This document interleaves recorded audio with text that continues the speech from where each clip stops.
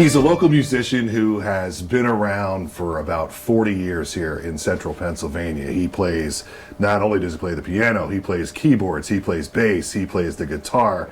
I'm trying to figure out if there's an instrument that he doesn't play, but we'll get into more of that. For the first episode of The Night Shift, it is my esteemed pleasure to welcome in Mike Bitts. Mike, how are you? I'm doing well, thank you. Thanks for asking me to do this. Yeah, thanks for spending some time with us here on The Night Shift. You know, long career. We talked a little bit before we started the cameras rolling, but not unlike me, you're a Lancaster County boy. I sure am. Yeah, Lancaster County boy. And you grew up where in Lancaster County? Yeah, I grew up in downtown Lancaster.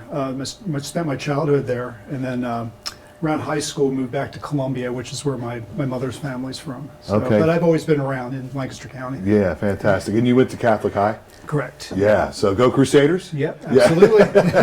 I was in the marching band, so it was a lot of Go Crusaders. Yeah, so, we're going to talk a lot about the Innocence Mission. I want to talk to you, obviously, about the Genesis show. And, of course, a lot of folks I think will be tuning in. They want to know more about Solar Federation. Sure. So we've got a lot of stuff to talk about, a lot of stuff to cover. I'm really excited to have this conversation with you. But, look, we got to start at the beginning, right? So, when did you, what was your inspiration, or when did you decide, as a young guy, I think music is for me, and what led to that?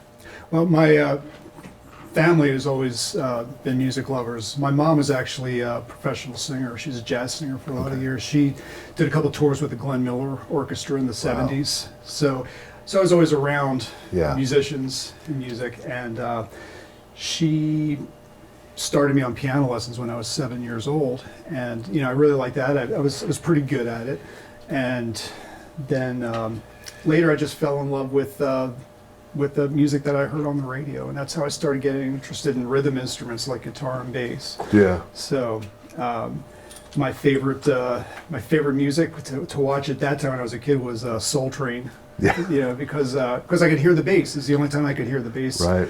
On my crappy record player, I couldn't play that funky music, white boy. Yes, exactly. Exactly. Yeah. So what were the songs in those days on the radio that were inspiring you or caught your ear? Oh my gosh. Back then it was I loved the disco movement that was coming out. There's a song by the Spinners called "Working My Way Back to You." Remember that? So that was a great song. So I really fell in love with that kind of music first, because it was a very driving rhythm section, and the bass was more at the forefront. The guitar was more like chugga chugga chugga, in the background. Yeah. So I wasn't much into rock, not because I didn't like it, but because it was very guitar oriented. I couldn't hear the bass. I didn't know what was going on there. So it wasn't until a lot later. It's interesting because I've talked to a lot of musicians, and there aren't many that talk about what first caught their ear was the bass. So no surprise here, Mike. We're predominantly you play a lot of bass in the bands that you've been in. What was it about the bass? I want to be a guitar player. I want to be that guy, or I want to be the singer. What was it about the bass that where you were like, was that just your ear gravitating you toward that? It was. I liked the rhythm because I was into being a kid. I was really into the drums, and I just heard that the bass seemed to be, playing in tandem with what the drums were doing, and that really caught me here. Again, listening to the funk and soul and. Where the rhythm section is rhythm, so R&B music. Sure. The rhythm section was way up front, Yeah. and I really enjoyed that. I like that a lot. Yeah. So you wind up, you're in marching band, as you mentioned, at Catholic High, and let's jump off here into the Innocence Mission. The genesis of that came out of being at Catholic High, right? Yeah. Talk about that. Right. We all went to Catholic High together. Yeah. I'd actually known Don, the guitarist, since grade school. His mother was my den mother in Cub Scouts, and we went to the same school, Sacred Heart in Lancaster. Yeah. And then once I got to high school, I met Karen and Steve. They were both in marching band, and then we played the spring musical was. Godspell that year, and then so that's how I started working with Don. And Karen was in the cast. Don was playing guitar, I was playing bass. So Yeah. that's how we sort of got Yeah. together then. Then the next year we did Jesus Christ Superstar, and then Steve was playing drums, Don was on guitar, and I was playing bass. So so it's through those musicals that we started working together. So, Innocence Mission, do you guys just start out as friends and you're getting together in somebody's basement and just going, Yes. maybe we have something here to have a band? Yeah, we did. The first thing we did was just Don, Steve, and I. We did a talent show. I guess I was a junior at the time. We did La Via Strangiato. La Via Wow. Strangiato, very much. That's ambitious. Well, and we also followed it with Lead Boots by Jeff Beck. Sure. So, ambitious, yeah. we were pretty terrible, but we were having a sloppy good time. We didn't Yeah, care. yeah, It was just yeah. fun. We were Yeah. out there playing that music. Yeah. So that was the first time that we did something that wasn't school related Sure. activity. Sure. And then we played Catholic High's. They had their summer carnival. And that was the first time we played together as a band with Karen. Yeah. So just started out as a cover band and then Yeah. went from there.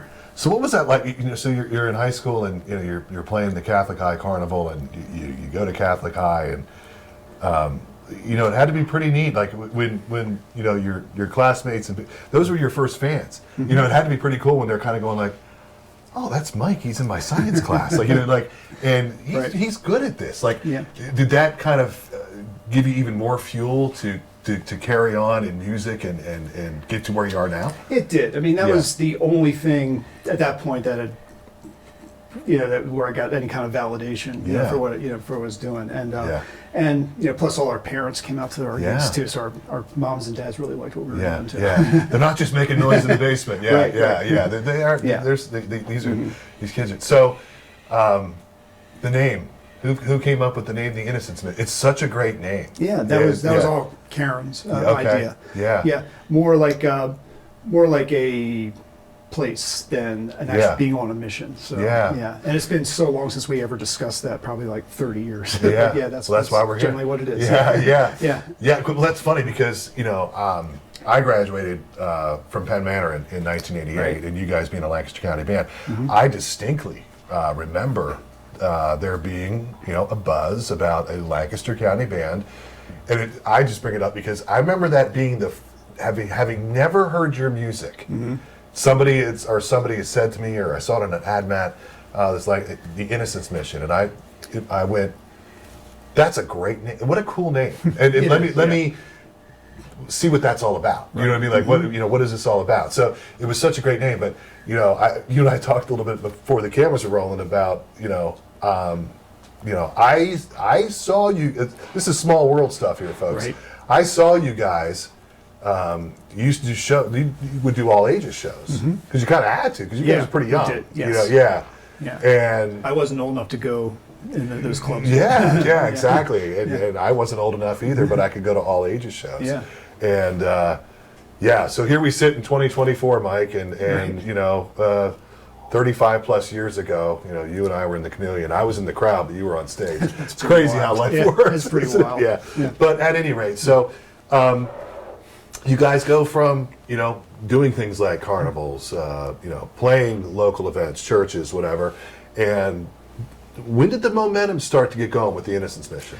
Well, Karen was always writing songs. She was writing songs since childhood. Yeah. And then this is all pretty much done. I mean, he was just determined. We were going to write, do our own music and, see what we can do with that.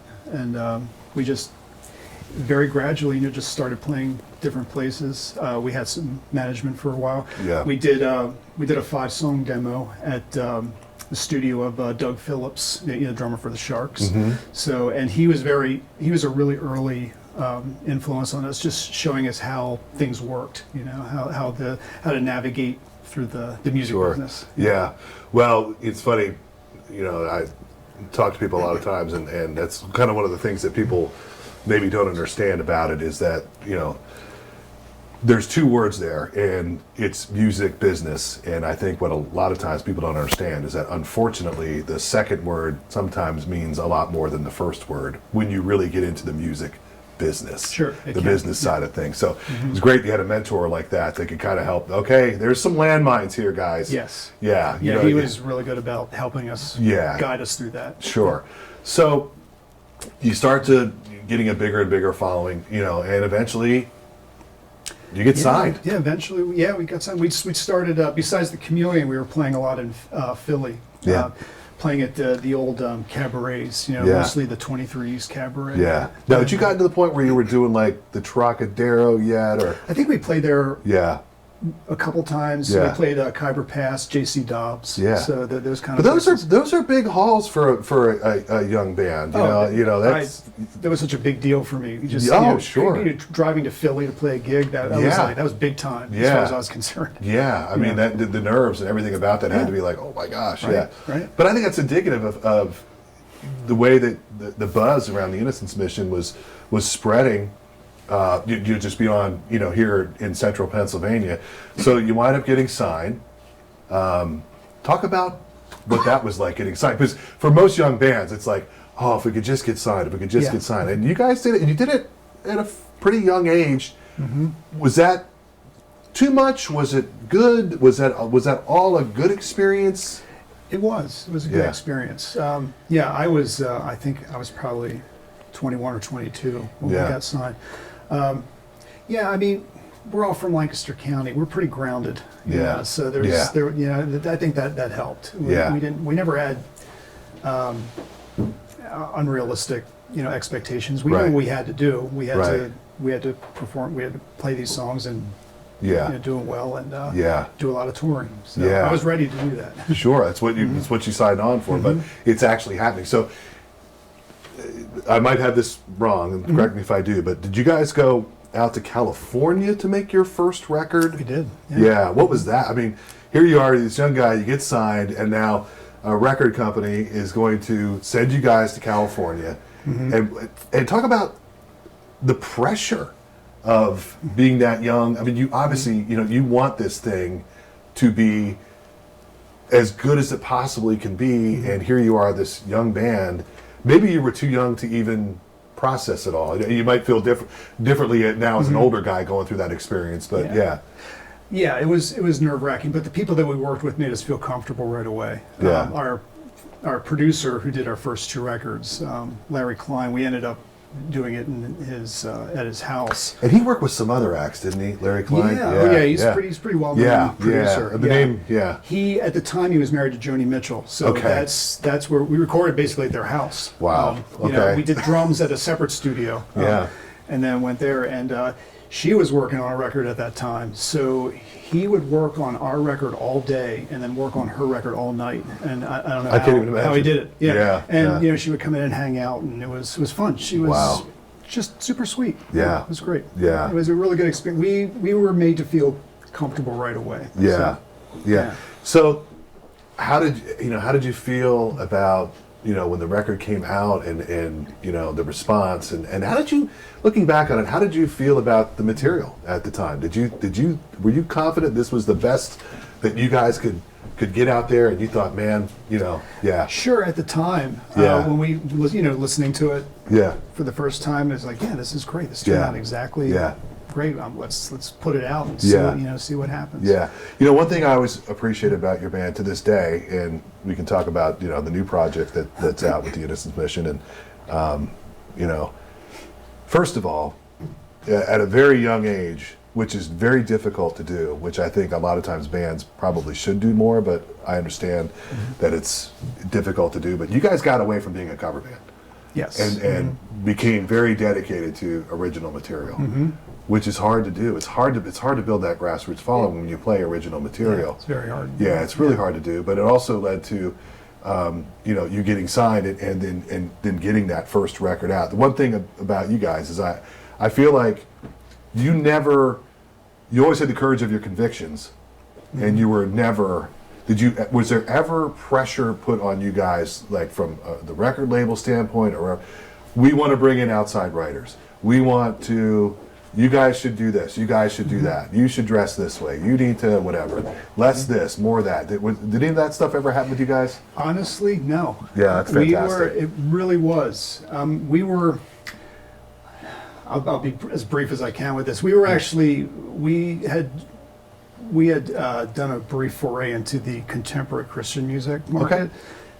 And that, yes, we did get a lot of pressure to do things and write things a certain way. Nothing against some of my best friends, the people I'm closest to through the years, I met through that, that world.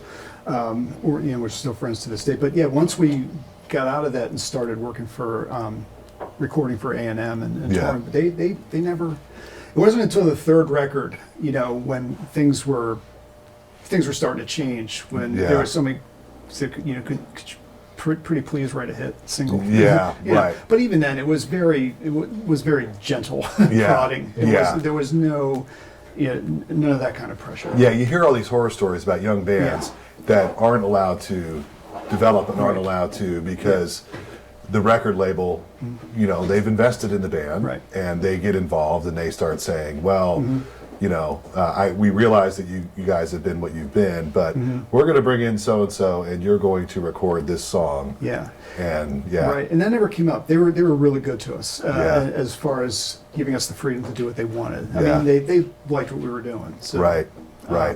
And the thing is, still together this day and still friends, and that's remarkable. Yeah. That's remarkable.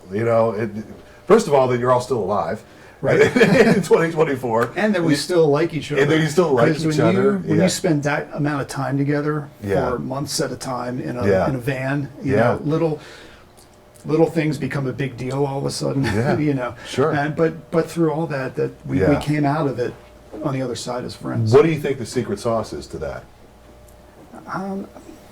Again, I have to go back to just how the environment that we were all raised in. Yeah. It's just Lancaster County. It's got a, it's very, keeps you keeps you very grounded. Yeah, So, you were friends first. Yeah. And through all the trials and tribulations. That's true. Yeah, we were friends for a long time before any of the other stuff And the fact happening. that, one of your bandmates doesn't put the cap back on the toothpaste tube. Right. You're able to get over that. We can get over it. Yeah, It's a big deal at the time. A big deal at the time. Yeah, sure. Absolutely, yeah. No, I totally get that. Yeah. So you have your A&M years, but then, you've stayed active and continued to release projects. Yeah, we, all through that period, we've released, I can't remember how many that have come out, but it's over a dozen, I believe. Yeah, just recording at Don and Karen have a studio in their basement, and it's the way we work together has changed, obviously because we all have families and we're raising raising families at that time. You're not 20 anymore.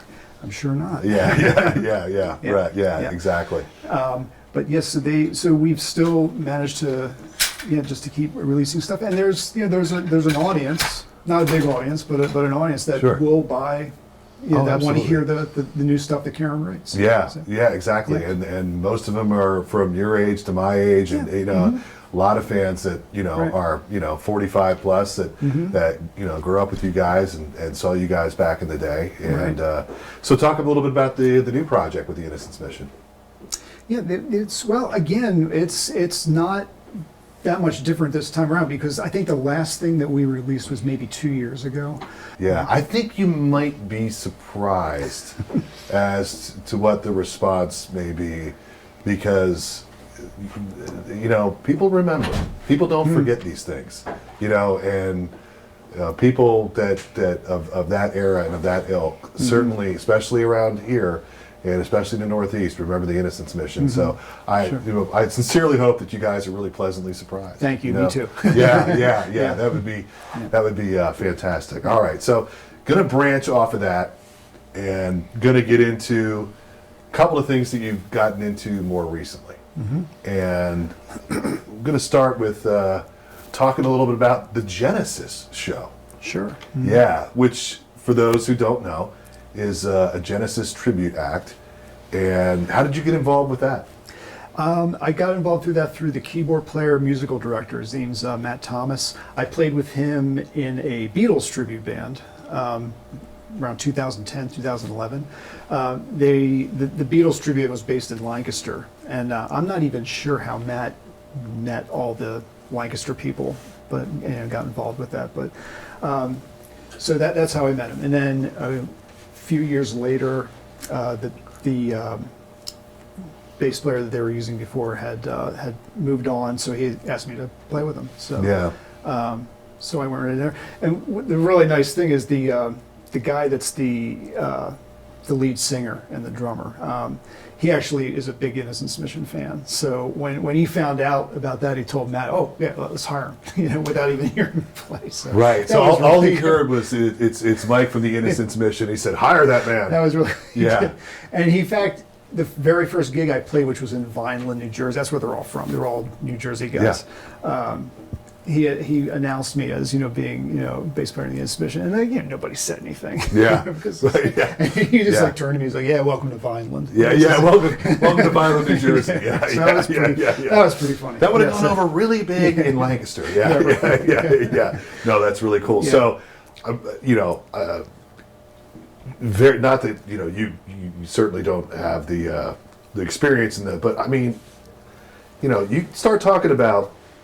And folks out there that know and love Genesis, they know where I'm coming from here. Mm-hmm. You start talking about, okay, we'd like you to be in this band, but as a player, what's it like saying to myself, okay, I've got to play the Mike Rutherford parts of Genesis. That is not paint by numbers music. It's super hard for me because there's a lot of guitar playing, and I can play guitar, but I'm not a guitar player. Right. Right. So I had to, so I have to learn the music, like, measure by measure and finding out the shapes. Yeah. Plus, I have to play a lot of, Taurus pedals, the bass pedals while I'm doing it. If I'm not playing bass, I'm going to be playing the pedals. Yeah, absolutely. So it's definitely a challenge as far as playing the music itself. How much did you have to put into it before you actually, rehearse-wise and just even by yourself, before you were actually like, okay, I'm comfortable going out on stage and recreating and not unlike Rush fans, what we'll talk about in a little bit, the Genesis fan base is,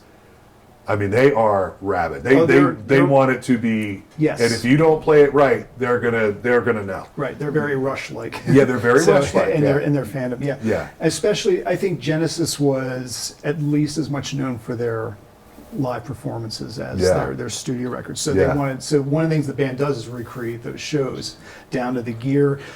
Matt, the musical director, he transcribes all the instruments from what's mostly bootleg recordings, which aren't great quality. But they're all in Genesis. They're all a bunch of music nerds. They can just that's all we do is just talk about bands and music. And I love Genesis too, but a lot of times, not unlike Rush fans, a lot of Genesis fans, not all, are also music nerds. That's for sure. That's it's one of those bands, and especially a lot of the early material. It's deeply about the musicianship. It is. Yeah, so it definitely takes months to get a new tour together. Just me working on myself. Fortunately, I can I have a setup where I just listen to the live tapes, and like I said, Matt charts everything out, so I have the music. So that's how I figure it out, just line by line. How much do you still enjoy that challenge? How much do you still enjoy, like we were talking earlier about, like the Genesis show will say, okay, we're going to recreate a certain tour, and that's going to be like set list and song, right? And it's up to everybody in the band to recreate that as best as Right. Do you still, after all this time, enjoy?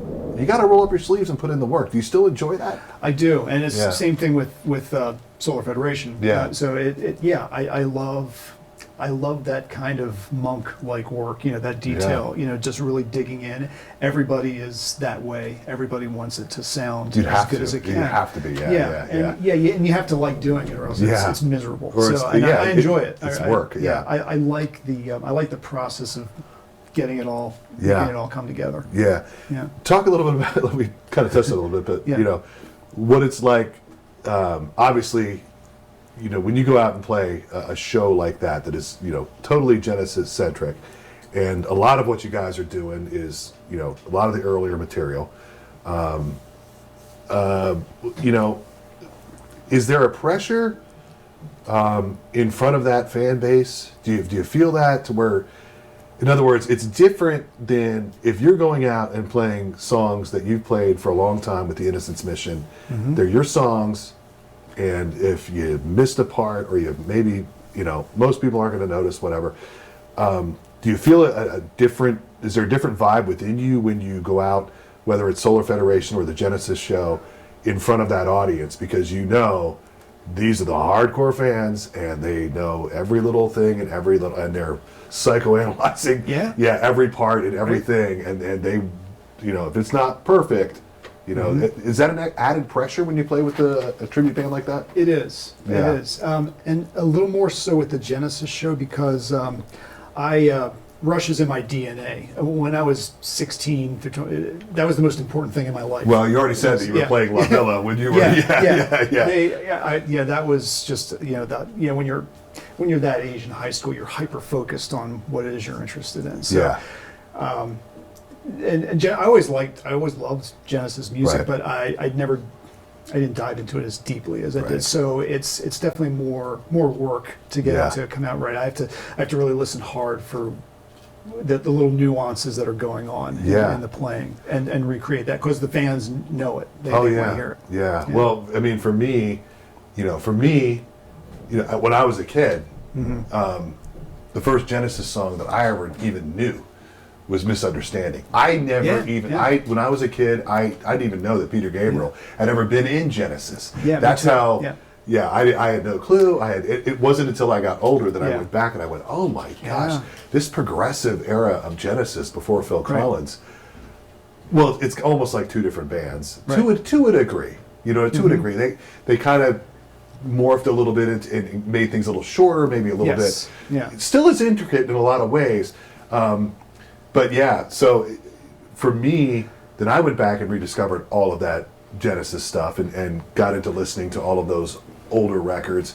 And through that, I got to know some Genesis fans that were, big time fans from the old days. And it's interesting because they reminded me so much of Rush fans. Yeah, absolutely. They're definitely. Yeah, it's almost like, okay, if you want to go out and do, and I love AC/DC, I love Kiss, I love the Rolling Stones. Yeah. If you go out and you do a tribute act for those bands, no offense to any of those bands, but it's a little more paint by numbers. When you take on trying to replicate and recreate and do it well, bands like Genesis and Rush, it's got to be difficult. Yeah, it is. It is. Yeah. Although in all fairness, I don't think there's a whole lot of people that can do Charlie Watts convincingly. He's got his special pocket. Yeah, well, I'm not make it sound. Fedge might not agree with me. Yeah, right. Well, not to go there, but it's the same thing with it's the same thing with Ringo. Yeah, absolutely. So Ringo, it's too wrong. Yeah. Oh, I totally judge people based on their attitude towards Ringo. Yeah. So. Okay, you know what though? I think Ringo is wonderful. I think he's one of the best drummers of all time. Yeah. So. Okay, you're okay then. Yeah, okay, we're okay. Can we keep talking? Yeah, we can keep talking. Proceed. Yeah. Okay, proceed. Yeah. Well, he's right there behind you. So yeah. Exactly. So we love Ringo. So now let's get into something that I think is, me as a fan of this band, Solar Federation, and it's really taken off for you guys. Yes. Yeah, it's really, but that, as a fan, I'm going to try hard not to fanboy here, but that is a direct result of how good you guys are. It's a direct result of how that the word of mouth, Rush fans go and see you, and then they tell somebody, and then they tell somebody, and it's to a point now. I try not to miss too many shows where you guys play, but it's to a point now. I've watched the audience grow and morph to a point of where I'm starting to see more casual fans that would be there that aren't necessarily the ones that know every album front to back. Okay. They might only know the radio songs. But how much they're enjoying it too. So, Solar Federation, how did that come about for you, doing the whole Rush tribute thing? Right, that came from I got a message from Fedge, who I'd never met before. I didn't know any of those guys. Drummer. The drummer, yes, the drummer. Yeah. And he had been wanting to do this for years. In fact, he practiced for years for the day that he could put a band together, learning the songs himself. He got somebody, a friend of mine, a mutual friend of ours recommended me to him, and that's how that started. So Yeah. So you didn't know Fedge prior to this? no, though? I didn't. I'd seen Wow. him once with my friend Andy, playing with another band, and then just met him briefly. But yeah, Yeah. we didn't know each other at all. So, Yeah. yeah. Yeah, well, it goes that saying, and Rush fans know, I mean, how ambitious that, Fedge wants to Yes. try to go out there and recreate Neil Peart. Yeah, yeah. The audacity. The audacity, yeah. The audacity to think that you can go out there and play Neil Peart. Nobody plays Neil Peart. Right. But I'm just like you, I am a massive, massive Rush fan. I always talk about, when I have conversations with people about music, and that's honestly, Mike, it's one of the reasons why I wanted to do the show, is because, I'm not a musician myself, but having such a passion, like, I like to talk with my friends about music the way other people might talk about politics. Who wants to talk about that? Or the way people might want to talk about sports. I've always felt like a music talk radio would be really great for people that are really, Absolutely. and there's a whole lot of us that are out there that are this passionate about music. So, when you take a guy like Fedge who, is that passionate about Rush, I'm, as a fan, super passionate, know the whole catalog front to back. You and I can debate the merits of Test for Echo versus Power Windows, and we could probably do that for an hour. Yeah, we could. Yeah, nobody else would want to hear that conversation. Yeah, you should get Fedge and I together and talk about 80s versus 70s. 80s versus 70s, yeah. Oh, that's, yeah, absolutely. So I actually want to dive into it, a little bit about that as well. So, so then where do Julie and Eric come into all of this? Fedge had known Julie and Eric, I think, for a while, and an engineer friend of, I think, all of theirs, Mike Waskovich, who we did a recording of Witch Hunt. Yeah, it's fantastic, by the way. You can find it on all your streaming services. Just look for Solar Federation doing Witch Hunt. It's fantastic. But I'm really happy with how that turned out. It's unbelievable. But yeah, anyway. So Mike Waskovich, I think he knew all these people. They were all friends, and that's how, again, they all kind of knew each other a little bit. And I just had to get in there and get to know everybody. But, that's pretty much how it happened. Yeah, that's one thing I didn't, I knew your history, obviously, with Innocence Mission, and, the first time I saw Solar Federation, I'm thinking 2018-ish, somewhere in there. I wasn't at one of the, and our mutual friend, Glenn Hamilton, who's a very good friend of mine, he had said to me, him being a huge Rush guy, and me being a big Rush guy, Glenn Hamilton from the River 97.3, we love you, Glenn, but he had said to me, man, he's like, dude, he's like, this band, Solar Federation, first I was like, oh, cool name. And he's like, they're doing a Rush, and I was like, they're doing a Rush tribute act. You're like, okay, yeah, like they're gonna go out there and recreate Rush. Good luck with that. And he's like, no, That's man. fair. Yeah, he's like, no, man. He goes, they're really good. Yeah. I'm friends with, and so his endorsement was good enough for me. He's like, you got to come see him. I feel like the first time I saw you guys may have been at Abbey Bar. 2018-ish, somewhere in there. I love playing that room. Yeah, it's a fun room. But at any rate, I was like, and then I just remember I'm being like, because I don't know Fedge, I don't know Julie, and I don't know Eric. But I remember looking at you and being like, I know that guy. I know that guy. And sure enough, that's funny. It was like, oh my God, Innocence Mission. So yeah, of course. But so you wind up the four of you together, and rehearsals, ambition, there again, maybe even more so than taking on the parts in Genesis. Here you go, diving off into taking on the parts of, I think that a lot of people would agree, should be recognized as one of the top 5, if not top 3, if not top bass players of all time in Geddy Lee. Absolutely. And you're a fan. And you're going to go out and you're going to recreate this. What was that like? It was a long process. Yeah. I had, as I was saying earlier, I grew up, again, for that period, they were the most important thing in my life, right. Literally. So I had internalized all that music a long time ago. But I kind of moved away from them a little bit once by the end of the 80s, Sure. just getting into other things. And then I kind of lost touch with a lot of the essence of what made that band great. So when we started rehearsing, I bought my the bass that I had at the time, and I was just playing along, and I'm playing all the notes. All the notes were there, but after a while, Fitch was like, "Hey, can you listen to the recording? There's things about that tone, like a little more. There's a little more slap, a little more dirt, on the sound." And I'm like, "What are you talking about?" So then I put it back. And said, "Oh yeah, he's right. He's right." Yeah. So I had to learn how to recreate Geddy's tone. It's not just playing the notes. It's about the tone that he was getting. Yes. That was hard. That was a big learning curve for me because I was primarily, besides the Innocence Mission, I was doing a lot of, being in other bands. And so I was doing a lot of funk and rhythm and R&B playing, which I was kind of returning to my first love at the time in the early 2000s.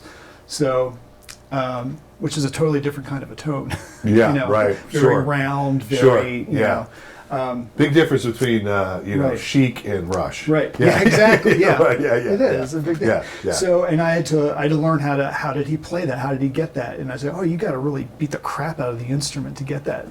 Which is What is basically Geddy what calls it his angry finger? Or, exactly. His noisy bastard or right, whatever. right. Yeah, which is basically how you're not supposed to play the bass. Right. You're supposed to get this nice round, tone. Yeah. So that was a big process, and then. I came to some point where I got it, and now I absolutely love playing like that. Yeah. So taking on bass and keys, when did playing the keyboard parts become a part of your duties in Solar Federation? Yeah, we had a keyboard player for a while, and he was just moving on, just getting married, and moving on to other things. So I offered to take, because I knew the band so well, I knew the parts. I mean, I could sit down and play all the notes, but I didn't know how modern keyboard technology worked. And you play piano. Yes. But I did you play a lot of keys up until this point? Not much. Yeah. Not much at all. There's way more demand for bass players than keyboard players. Sure. I was looking for work. Yeah, sure. So I offered to do that. So again, I had to go back and I had to learn about keyboard hardware and software, because a lot of things are software based now. Right. Modernized. Yeah. So I had to. Yeah. And so I had to learn how to put all that together and how to create the sounds. Yeah. And so again, that was great. I learned a lot. Yeah. I got an education on how to do that stuff. Well, I think it's a credit to you, obviously, but I think it's, for me, when I go to see a tribute band, and this is just me talking, I like it to replicate the sound. It doesn't have to be like it's right off the record, but in other words, I don't need. There are a bunch of tribute bands out there. I don't need, for example, there's a tribute band that I saw recently called, I believe they're called Appetite for Destruction, and you do a Guns N' Roses tribute. Yeah. Every guy tries to dress up, almost it's like a Kiss tribute band, and look like that band member. That's fine, whatever. For me, I don't need that. I would rather have the music be good than it to be Halloween, for lack of a better term. Yeah. But I will say this, kind of, being counterproductive to my point, I do think it adds to the idea of seeing you guys live that you do keys and bass just like Eddie. Everything but the singing, and we both know how wonderful of a singer Julie is. Yes. But I do think that if the band had a separate keyboard player, if it sounded good, I'd still be down with it. But I do think it's a credit to you that it definitely adds to the Rush vibe, if you will, that you've got somebody playing bass and keys. Yeah, I'm really happy that I went in that direction. Yeah. I like doing that. The only drawback is that I'm kind of tethered to the keyboards, and I know some people have. It's funny, I think one of the first shows that we played, and I've told this story a bunch of times, but not to you. Yeah. So or this audience. Yeah. Right. Exactly. Right. So after we played one of our early shows, there was people were leaving comments. I think on our Facebook page, and someone said, "Give me a head, Mike. Don't read too many comments." Oh yeah. Yeah. I'm learning. Yeah, because it's very easy for people to go, he sucks. Yeah. You get up there and do it. But anyway, it was an interesting point though. The guy. well, had to have been a guy. Yeah. So, Being a Rush fan. yeah, basically said, right. said, yeah, you guys are really good, but your bass player looks like he's waiting for a bus. So that was, Yeah. In other words, you're not animated yeah, enough, or not. Yeah. He had a point. Okay. Because if you look at Rush, they're not just in True. the Genesis show. You're kind of expected to do that. I'm just standing there playing. Yeah. You know, and that's what. In fact, I'm reading music half the time. Yeah. While I'm doing it. Yeah. Genesis fans got no problem with that. They understand. Right. But Rush, it's a rock band. You gotta put on a little bit of a rock show. Sure. So Julia's recently, not really the last couple of years, taken me on as her special project. Like she'll come over to me and start engaging me with it. Yeah. And I really appreciate that because Yeah. it's just, I'm so used to being a utility adjunct player. Sure. You know, stay out of the way. Yeah. Don't distract from Don't the distract talent. from You the- stay yeah, back right. there and do your Do thing. your thing. Yeah. So, Yeah. Absolutely. So that's actually been the hardest thing about being in Solar Federation. Is coming out of that. Is to and I look at footage of myself and I say, yeah, I don't look like I'm really enjoying myself. I'm having a blast, but there's not that outward. So I'm doing better. So. Well, the thing is too, like, okay, I've seen you guys a bunch of times, and this is just, we're having a conversation here. And my take on seeing you on stage always was, he's got the most complicated job, so he's focused. You know what I mean? And you got your hands and feet full over there. You know what I mean? So you're working pedals and and some people don't see that all the time. Yeah. I'm doing all kinds of stuff with my feet. Yeah. So if he's not being Gene Simmons, who cares? You know what I mean? So at any rate, so I know we're going to have a lot of Solar Federation fans here tuning into this, and so I want to ask you. And this was a struggle for Rush, as you know. And, I'm such a huge Rush fan.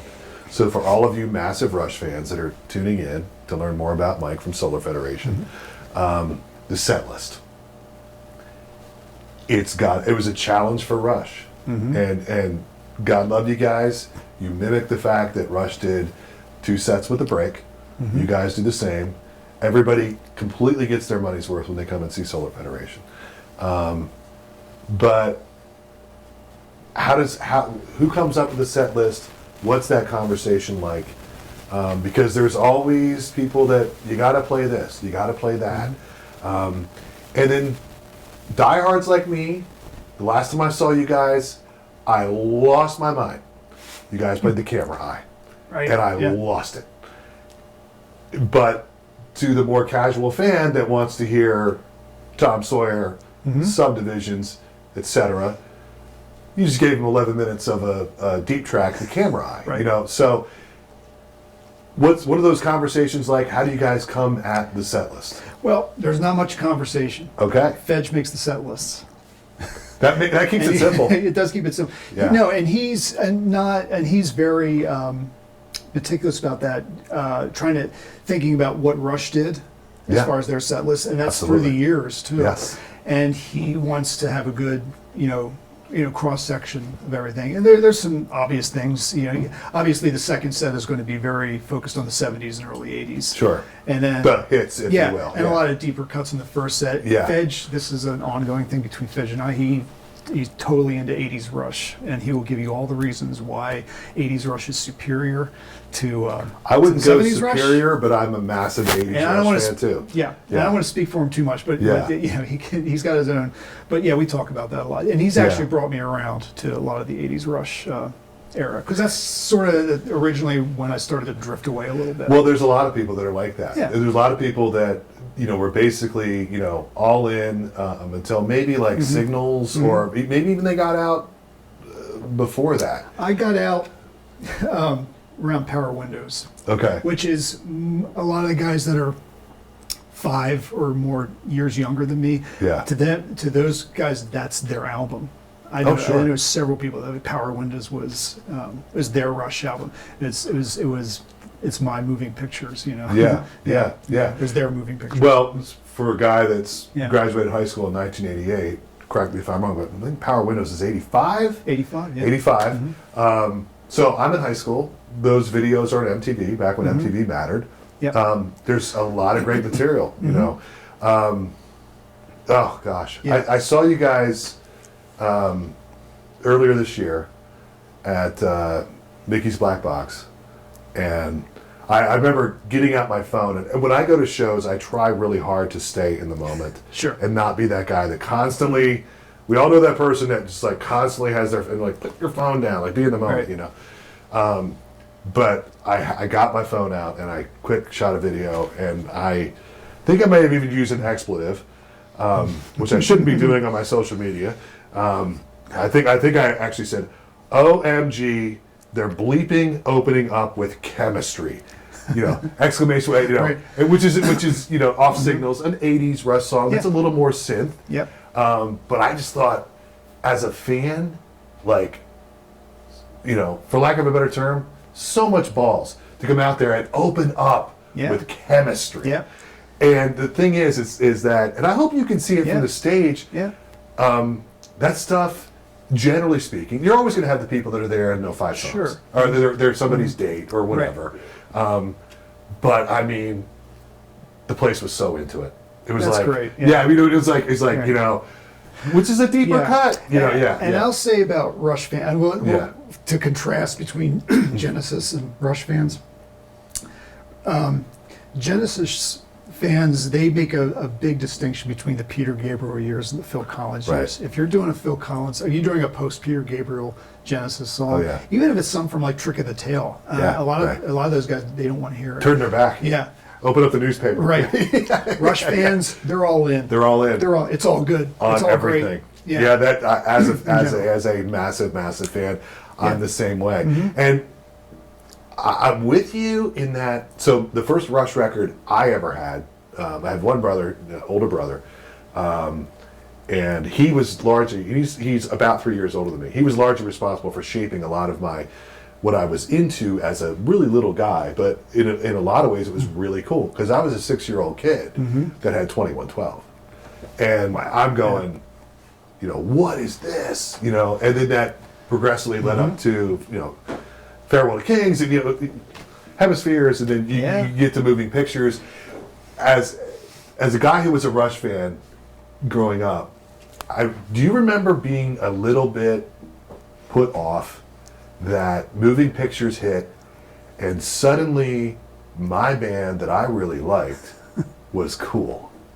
Like all of a sudden, Rush became almost like the Police. Like, in other words, like at school and whatever, everybody had Moving Pictures. Everybody was like Rush. And so many kids thought they were like a new band. Yeah. Have you heard this Right. Tom Sawyer by this new band Rush? You know what I mean? I remember being a little bit like, yeah. Okay. Yeah. This is great. Yeah.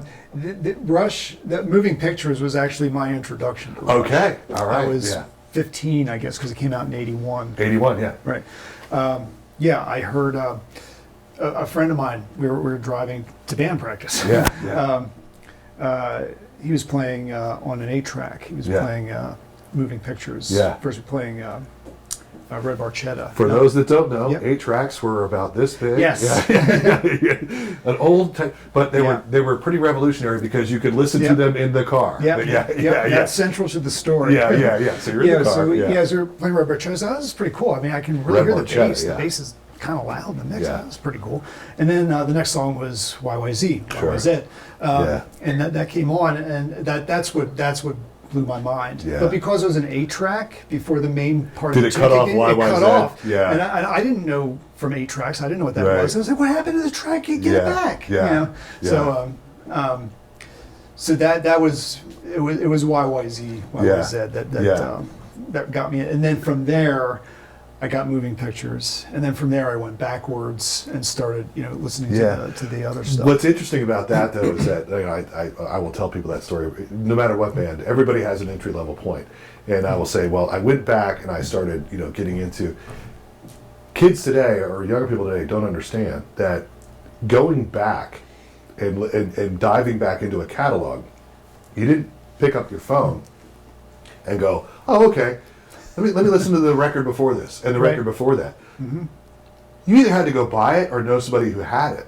That's right. And that was a significant financial investment at that point in time. Yes, it was. Yeah, and I remember, for example, my entry level record for AC/DC was Back in Black. Yeah. You know what I mean? Sure. You know, in terms of really knowing them, I knew Highway to Hell a little bit, but I remember I had a friend of mine I was 10 years old, who educated me that there used to be a lead singer by the name of Bon Scott, and he died. Right. Yeah, you know what I mean? Exactly. And him making me a cassette of Bon Scott, ACD, and me going, oh my God. Because for me to go back, I would have had to buy 6 records. And as a 10-year-old kid, you know, adjusted That's for not inflation, possible. records were like $40. Right. Like today, you know what I mean? It's not possible, you know what I mean? Exactly. And radio stations didn't play that stuff, you know what I mean? So going back and getting back to the catalog took a lot more legwork than it certainly does now. Yeah, it was a lot of work. Yeah, a lot of Yeah. work. So Yeah.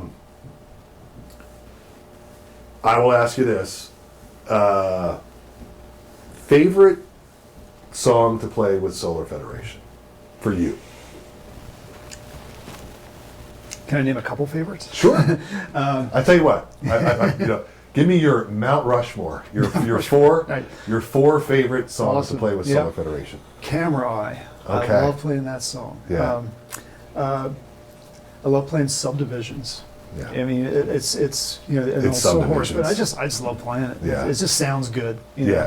It's a great, yeah. great, It just sounds great good. song. It's phenomenal. It's Yeah. one of their best songs. Yeah. Period. End of It story. really is. Yeah, musicianship, lyrics, everything about it. I think so many people can relate to. But Absolutely. Yeah. So. And other one, I love playing. Gosh, I knew what it was. I just thought of it. Natural Science. No.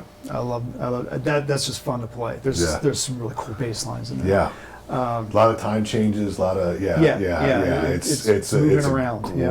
great song. Yeah. And probably just because I love the bass line is Caravan. You know, from Yes, one of the newer songs. yeah. Sure. Yeah. crazy good track. Yeah.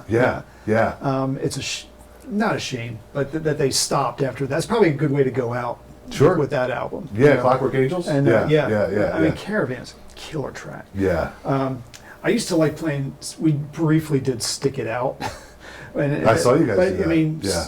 I've come to think of it now as it's a great riff in search of a good song. But you know, Yeah. I love the riff. But Well, yeah. the thing about Stick It Out, which is Yeah. but as fans, that was a really important song because that was Rush getting. That was the first single. that's how I came back to him. Yeah, that was the first single, and oh gosh, if I say this wrong, people are going to hate me.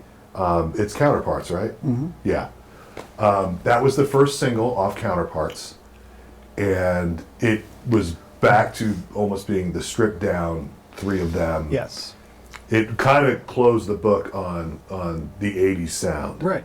And at the time, I was working at Starvey 92, and I remember that being the single. And I remember being excited and being like, okay, here we go, new Rush. And the way that song starts out, it's Right. very crunchy, huge riff. It's Like, it's devastating. Oh, Yeah. okay, Yeah. all right, okay. So the quote unquote old Rush is back, but I love so much about their catalog that, like most Rush fans, Yes. I find beauty in all things when it comes to Rush. Right. I will go on kicks where I literally can't listen to anything else other than Rush. It might go sure. a week, you know what I mean? Like, Sure. and I'm like, you know what? I'm just gonna go on a run here where I'm just gonna, listen to records, listen to albums, and so talk about the success of Solar Federation and where things are headed. As we record this, it's sorry for those of you that are seeing this afterwards, but I know you guys got a huge show coming up on December 21st at Whitaker Center. Correct. Yeah. And how exciting is that? Big theater. You've been there before. Yes. Yeah. Super exciting. Yeah. Super exciting. Yeah. So, what's next here for Solar Federation? Well, just trying to capitalize on that. Yeah. I think for next year we're looking at new rooms to play Yeah. at, new areas, Yeah. new places. That's kind of where the focus is. Yeah. To try and grow it while staying within our parameters. Those guys they have day jobs. Sure. Eric and Julie live in New Jersey. It's Yeah. hard to get back and Yeah. forth to get Yeah. together. So Yeah.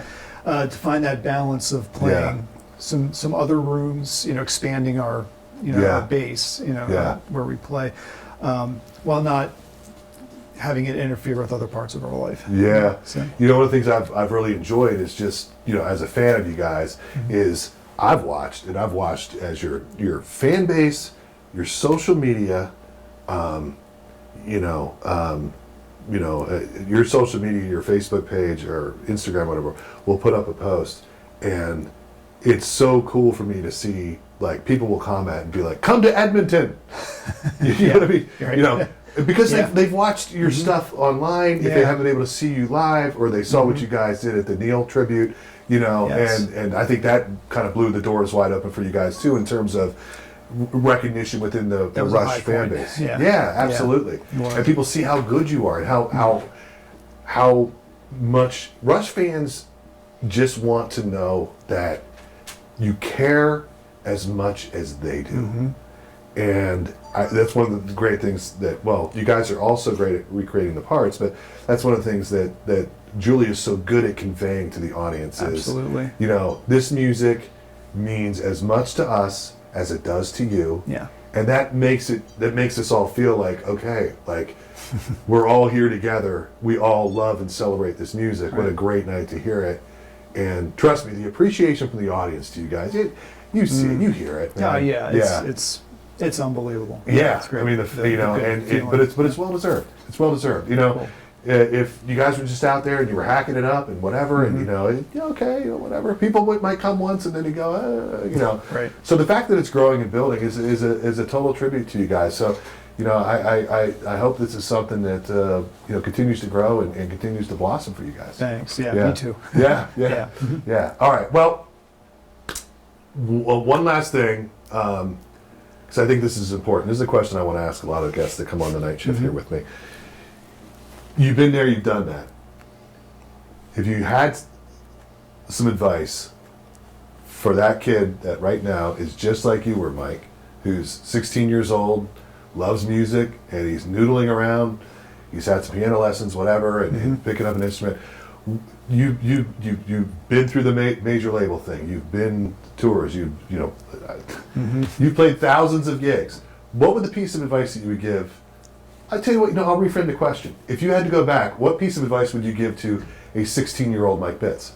Oh my gosh. I was thinking about this because I teach is another thing. Is another part of what I do, and I do get people that want to make a career or just that they want to make it a big part of their lives. So this is more of a practical thing, but I tell them, learn piano. Really learn, not to be a pianist, but just to have that knowledge, because it's an easy way to get your ideas together, to get things happening. And I would just say if you're a bass player, you're already going to have an easy time getting work.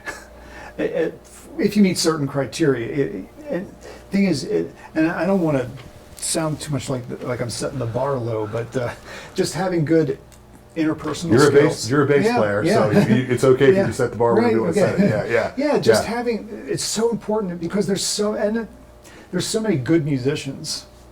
I was thinking about this because we're talking about solar variation. I'm thinking, it's really Julie that's driving so much of what we do, because there's lots of guys that can play the parts, they can play the music, but you need somebody to hold that together. So, and I think that's one thing you can work on is just having good interpersonal skills. Yeah, being able to be a work good with teammate. People. Yeah. Showing up on time. Yeah. Knowing the material. Be professional. When you go to rehearsal, you're not there to learn how to play the song. You're there to work on playing it together. And playing it better. A lot of this stuff probably sounds obvious, but it's not really that obvious a thing. Common sense is in short supply, Mike. I guess. But it's just those things, because if you're already passionate about music, that part is going to take care of itself. Right. The technical parts. Yeah, learning right. your instrument, Yeah. how it works, Yeah. and your role in the band. So then after that, it's the other stuff. Learning how to exist as part of the team, and that's what's going to make the difference of you being able to do something in the music. I always tell people, in my line of work, whatever, we have young people that come in and work at the television station, and they, I always say to them, I say, the most important, professionally, and sometimes personally, the most important conversation that anybody is ever going to have about you is going to take place without you in the room. Yeah. So you need to control that narrative. Right. You're young, you're starting out in this business. At some point in time, there's going to be conversations about you when you're not in the room about whether or not you're going to get advanced or whether or not you're going to be left by the wayside. It's up to you to control what those people say in that room that you're not in. And I think that applies a lot in terms of word of mouth with guys that work with bands. That's fantastic advice. Yeah, exactly. Exactly. Because there's so many good, as I was saying before, there's so many good musicians. What they're going to remember is the guy that they could get along with. Right. Even if maybe you're not as good as the other guy, right. That's so good that they don't have to worry about their people skills. So you still do lessons. Is there a way that people could, are you booked solid, or do you want to put it out there as to how anybody could get in touch with you? Sure. In terms of the lessons? Wants lessons, you can get in touch. I mean, I have a pretty good presence on social media. You can always start there. Yeah. Okay. I teach piano and bass, and I've also done other things. Teaching people about more theoretical stuff. People that want to learn music theory. Those kind of things in harmony. Yeah. So if you want a career in music, that stuff's really important to know how to do. You can't just be a bass player. So you have to be able to do other things. All right, so we're going to wrap this up with what I'm going to call the final four. Okay, final four questions, kind of rapid fire, but take your time to answer as you see fit. Your favorite band or artist of all time? One. No, you can't answer multiple. Yeah. We've already done the Mount Rushmore stuff. Yeah. One. Pick one. My gosh. Probably, and it's more of a hobby than anything else these days, is Frank Zappa. Okay. Vast catalog. Yeah.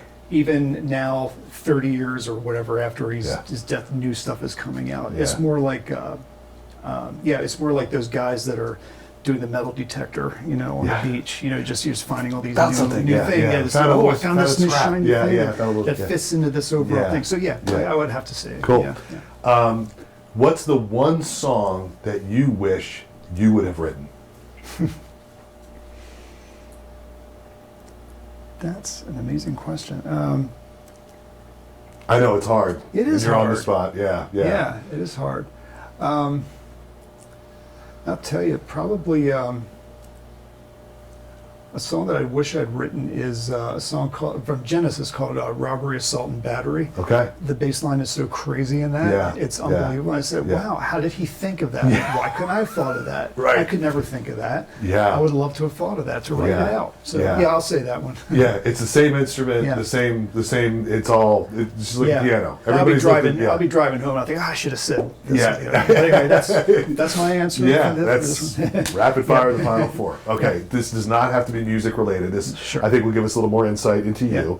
Does not have to be in the music business. It could be in the music business, whatever.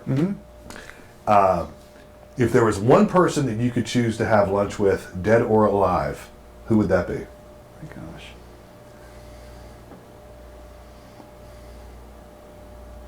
George Harrison. I'll say George Harrison because because he always got the short end in Beatles lore. Yeah. And I would like to know what he thought about.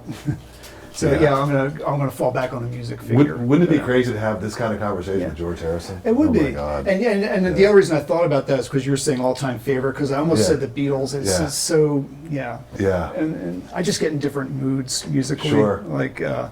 But the Beatles were the first band I loved. So before that, so I'll stick with that. Okay. Well, the fourth question in my final four, and I think you've already answered it. This is rapid fire. I could probably answer it for you. Beatles or the Stones?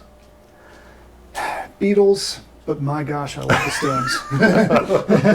Very cool. Yeah. Very cool. In fact, I've been getting into the Stones. I've been falling down that rabbit hole a Yeah. little bit more lately. My wife, who's not very much into rock music Yeah. at all, she Yeah. likes other things, but she, for whatever reason, she put on. I have the box, not the box, but the CD set of the London years. You know, Oh, yeah, all the singles absolutely. from the Yeah. London years. Yeah. All those early '60s Oh, stuff. And she real was early like, stuff. When they it was were like- blues cover bands. Yeah, she was Yeah. like, she loved it. She was Yeah. like, I really like Yeah. this. I guess I like the Rolling Stones. Yeah, 3-minute blues cover Yeah, bands. so Yeah, anyway, yeah, yeah, so- yeah. But I'll say the Beatles because I have such a history Yeah. with them. So Yeah, yeah. Yeah. Well, Mike, I got to tell you, it has been so much fun talking to you. So much fun diving. We could go on and on and on. Absolutely. But appreciate you taking the time. I got to thank our friends at Moving Audio Imagery. Absolutely. My friend Jeff Carley, who is behind all of this, for giving us this awesome space to sit and talk in. And recording all my bands. Yeah, recording all your bands. So shout out to those guys for giving us, this vehicle to just kind of sit here and chat. Thank you for the time. Thanks for. It's been a lot of fun getting to hear your story, and the story. It's not over. We're just here. Absolutely. There's a lot more stuff coming from Mike, and whether it's Innocence Mission or seeing the Genesis tribute act, or whether it's going out to see Solar Federation as well. So we look forward to seeing you out there, man. Great. Thank you so much for Yeah, having me. thanks for spending some time here on the night shift. Thanks, Mike. Thanks to our friends at Moving Audio Imagery, and we'll catch you next time right here on the night shift.